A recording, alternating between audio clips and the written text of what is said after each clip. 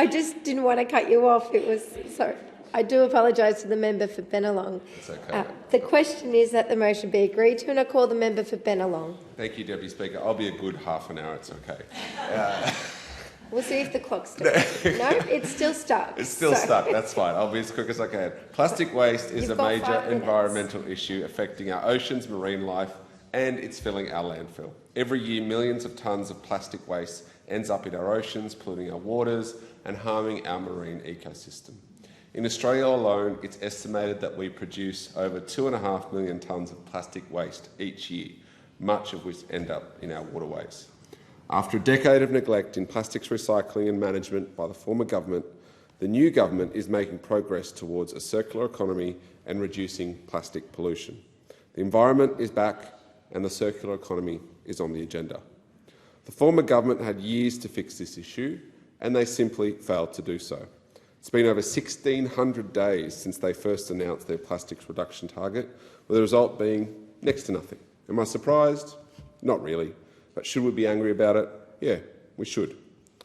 What else do we expect from a government that couldn't deliver one energy policy? To add some context, the Coalition promised the electorate over 1,600 days ago that they said we'd have a 70% recyclable packaging by 2025.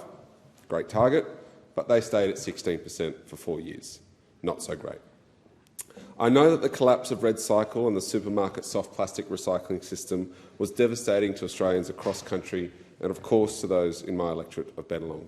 Many members of my community in Bennelong reached out to me to express their concerns about the program and to request the support of government to take action on soft plastic waste.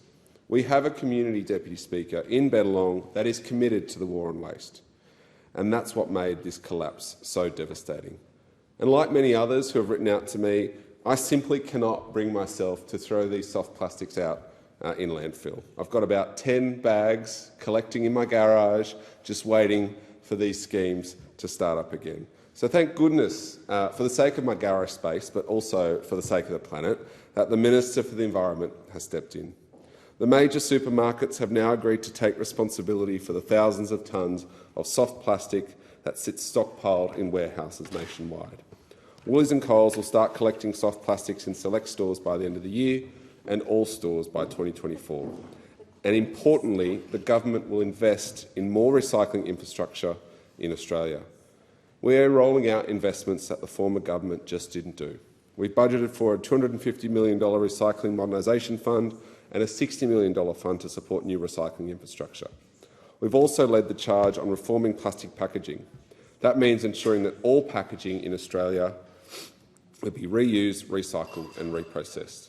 And we know that the Minister has also put plastic producers on notice.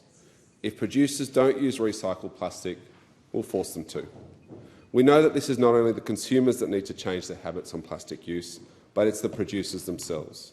Product manufacturers must use recycled plastic in their products, and the Minister has put the industry on notice. The message is clear: stop using new plastic, use recycled plastic.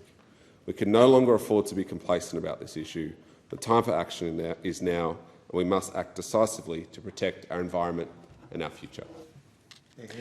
I thank the member for Bennelong. The question is that the motion be agreed